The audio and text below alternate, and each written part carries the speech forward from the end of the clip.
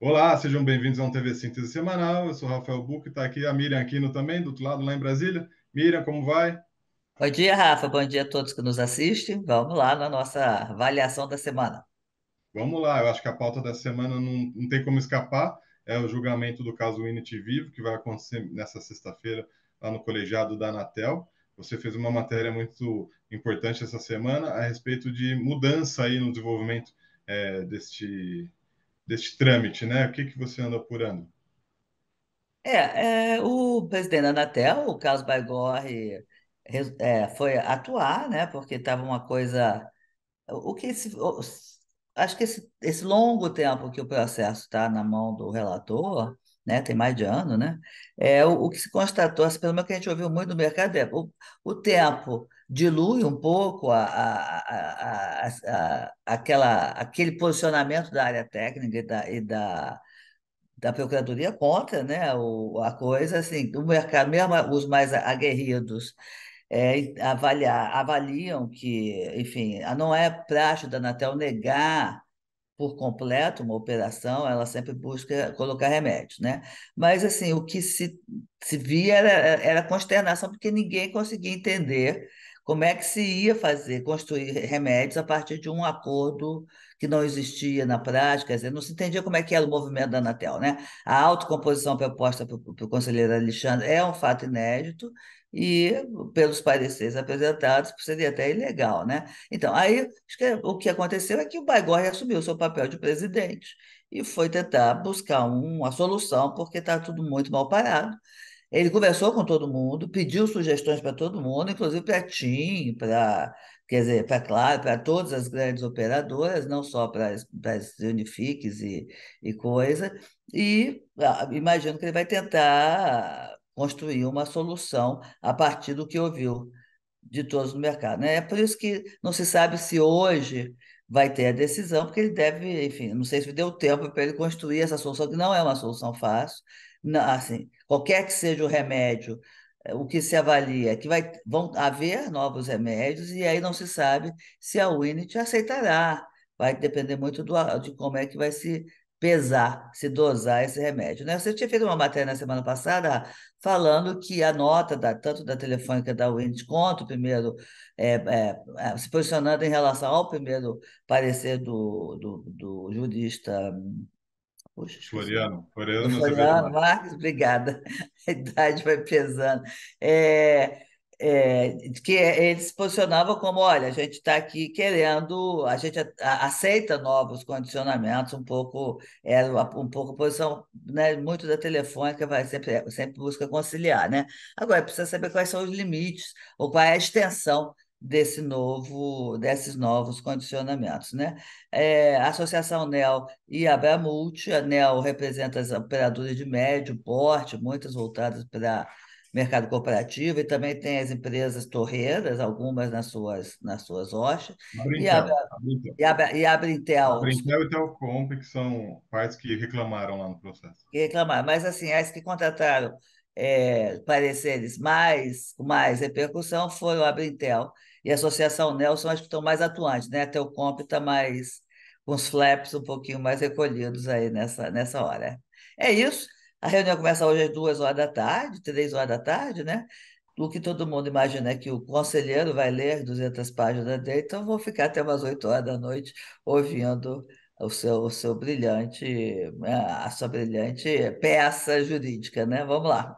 Eu tenho umas observações a fazer, porque isso que você falou do Baigorre, eu acho que já se desenhou.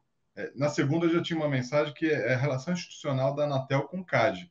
Então, o que acontece? Teve aquela reunião que você noticiou que aconteceria na segunda-feira, dia 28, e não sei se você reparou, se o pessoal do mercado reparou, mas a Anatel divulgou logo depois que aconteceu essa reunião. Só que na divulgação da Anatel, no material, aconteceu a reunião entre o Alexandre Freire e dois conselheiros do CAD, né? O Sérgio Ravagnani e outro conselheiro que me falta o nome aqui agora, perdão. Mas tem uma aspas do Baigorre, que nem estava presente à reunião. E na aspas, o Baigorre parece jogar panos quentes, digamos, em alguma situação, falando que é muito importante a relação institucional entre o CAD e a Anatel e a transparência entre os dois órgãos. Lembrando que essa reunião foi pedida pelo conselheiro Ravagnani lá do CAD para conseguir ter acesso aos autos do processo que o Freire não tinha liberado. Ele já tinha pedido fazia 2 meses, pelo menos, desses autos e o Freire não mandava.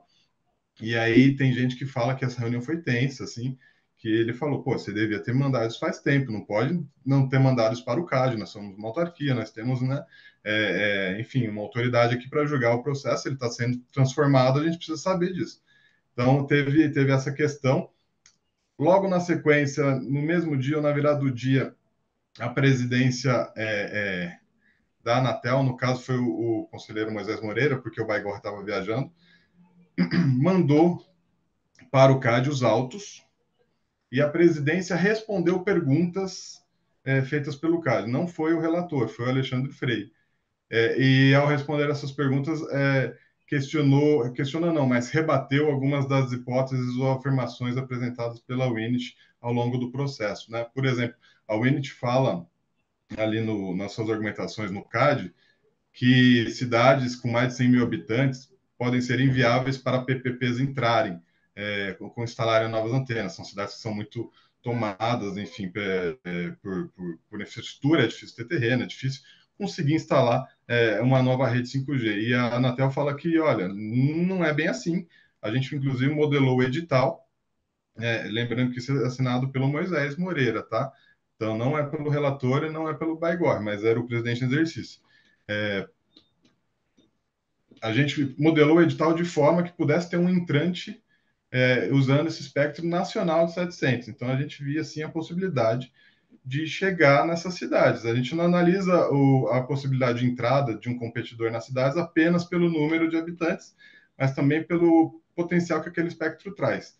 E como o leilão de 5G previa a entrada já dessas empresas nesses mercados com 3,5, com 2,3 GHz, por que não 700? Então, essa é uma questão que foi colocada lá, rebatendo realmente essa coisa aí do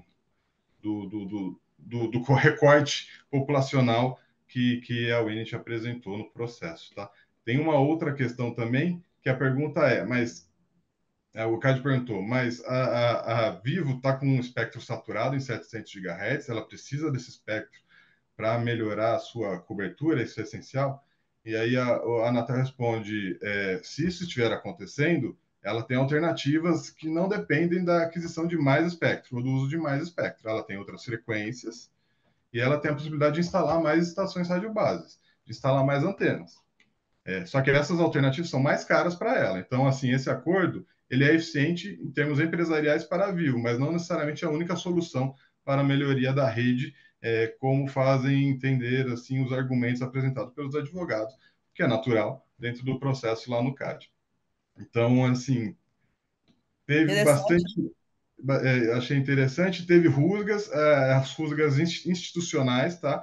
Aconteceu, por exemplo, nessa resposta que o Moisés mandou, ele falou: eu peço que toda essa documentação seja mantida confidencial.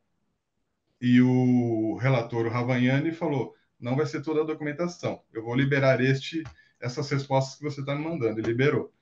Então, assim, você vê que tem tá tendo, como é que fala, não digo uma desavença, que é um termo muito forte, mas você vê que está tendo uma pequena rivalidade, digamos, entre as autarquias que estão, É, e por mas, isso imagina que o mas, não, presidente aí eu decidiu. entendo um pouco a postura do Baigorre, não pode ser uma coisa institucional, né? Foi, de fato, uma iniciativa de um conselheiro que ainda não entende bem como é que são as relações E, federativas, né, dos órgãos do Estado brasileiro. e eles mencionam, inclusive, o ATC, que é um acordo técnico de cooperação firmado entre as entidades, e falaram: olha, se a gente tem esse ATC, então é natural que a gente compartilhe as informações que são importantes para o julgamento dos processos em ambas as autarquias, né? Com Enfim, certeza. Bom, foi uma semana corrida e tensa em Brasília, com certeza. é, Eu imagino que hoje a reunião vai ser, como você falou, vai ser longa e também vai ser tensa, né? Vai ser interessante de ver. mas pelo menos eu acho que pode ser. Certamente o conselheiro Vicente deve votar junto com o voto do Alexandre, não sei como é que vai ser esse voto. Então, pelo menos temos dois aí um pouco favoráveis ao acordo, seja ele qual for esse acordo, né? Os Você outros eu sabe não se sei. o conselho vai estar completo, Miriam? Não tem nenhum conselheiro de férias? O Arthur estava de férias, mas certamente ele está voltando hoje, né? Ele Não. estava de férias semana passada, não acredito que ele perca essa votação, né? Tá? Muito bem. Vamos mudar de assunto, então? Vamos falar de Vamos outra lá. questão também sensível aí em Brasília. Eu andei apurando que a rede privativa nacional, o governo mandou o Ministério das Comunicações soltou um release essa semana, né, falando que a rede privativa nacional, enfim, ele rememorou o que é a rede privativa de segurança móvel nacional. É uma rede que funciona em Brasília, no espectro de 700 MHz reservados para as forças de segurança. Só que ele fala uma coisa: a gente espera que essa rede de segurança nacional móvel em Brasília seja um piloto e que depois a gente consiga instalar em outros estados. E aí isso me chamou a atenção, isso eu achei importante, porque, primeiro, o escopo da rede privativa, a rede privativa nacional, vai ser construída com R$ 1 bilhão que foram obtidos em compromissos no leilão do 5G. E esse dinheiro está carimbado. Não tem aumento, não tem outra finalidade, não dá para fazer mais nada com ele, a não ser construir a rede privativa móvel em Brasília e a rede de fibra óptica privativa em outros estados. O Minicom, até o momento, segundo eu apurei, não mandou o projeto para o GAISP ou para a EAF, que é quem vai executar essa obra. Mas outros ministérios, o Ministério da Casa Civil, o Ministério da Gestão, também falaram para o MEICOM, olha, a gente quer essa obra, que essa obra aconteça. A rede privativa é importante para a gente quer acessar 6.500 pontos de fibra com órgãos federais, então a gente quer que isso aconteça. Então, eu achei isso importante, porque o MEICOM não entregou ainda o projeto, mas já fala em uma ampliação dele, e ao mesmo tempo, nos bastidores, a gente vê outras pastas reafirmando que essa rede privativa, na modelagem como foi proposto no leilão, é importante que saia do papel. Quer comentar a É isso, respeito? essa questão da rede privativa, de qualquer forma, é o seguinte, para ampliar a rede privativa para o Brasil inteiro móvel, vai ter que ter um novo ato do governo, né? E aí vão ter que fazer as contas para saber se o dinheiro que foi carimbado vai dar, né? Certamente não vai dar e precisa saber de onde que vai tirar. Eu acho que eu achei importante também nessa nota do Ministério, ele falando da expansão da rede de fibras e a sua utilidade, né? A rede privativa móvel, muito claramente para a área de segurança, né? Agora, a fixa, eu acho que aí dá um gás muito grande para a Telebrás, né? Porque aí a Telebrás vai poder passar a prestar serviço público para os órgãos públicos com o dinheiro das empresas que compraram o leilão. Interessante, vamos ver se avança. Bom, vamos para o último nosso tema. Isso, eu queria destacar uma entrevista que eu fiz, que saiu na sexta-feira passada, tá? Com a YFC. A YFC é a maior fabricante de fibra do mundo, ela é chinesa e ela está desembarcando no Brasil numa fábrica em Pouso Alegre, que deve estrear, deve inaugurar agora na semana que vem, tá? O que eu achei interessante? Por que isso importa? Primeiro, é uma empresa chinesa que decidiu construir uma fábrica no Brasil. Ela poderia continuar importando, mas não, ela resolveu fabricar. E por que ela resolveu fabricar? Eu entrevistei o country manager, o gerente para o Brasil, o presidente do Brasil, o CEO no Brasil, não sei se são tantos cargos, cada um fala de um jeito. E ele fala o seguinte: olha, a gente acredita que o processo antidumping contra a fibra chinesa vai acontecer, vai sair no Brasil, e é melhor a gente ter uma produção local, tá? A gente não pratica o dumping, também ele, né, deixa claro, ele fala, a gente não pratica o dumping, mas a gente reconhece que outras empresas chinesas vendem a preço absurdo aqui no Brasil, algo que é infactível. A gente mesmo não consegue vender esses preços, mas tem empresas chinesas que fazem isso. Então a gente acha que esse antidumping vai vir, vai pegar, vai pesar para quem importa da China, e a gente acha que fabricar no Brasil é bastante importante, porque é um mercado que vai demandar muita fibra nos próximos anos. Ele fala que esse ano tá parado, tá ruim. Esse ano as vendas de fibra, no caso ele importando, mas para outros vendedores, o mercado em geral deve encolher 20%.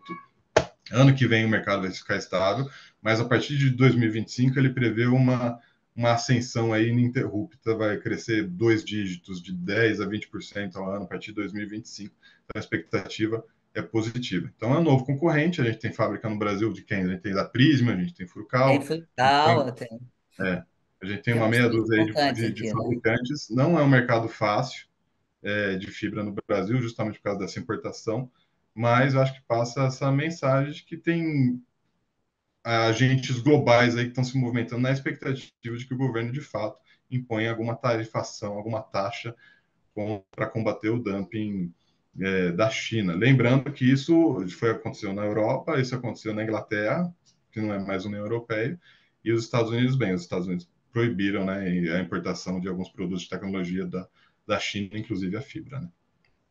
Ok, é isso. Semana que vem temos mais novidades. Acho que duas coisas importantes. Hoje a Anatel inaugura o laboratório lá de antipirataria. Vou dar uma sapeada lá para ver como é que funciona. E semana que vem temos mais novidades por aí. Vamos lá. Bom evento, Miriam. Bom fim de semana a todos. A gente, semana que vem, a gente fala do que aconteceu nas reuniões da Unity. Falou, um abraço, tchau, tchau. Tchau, abraço, gente.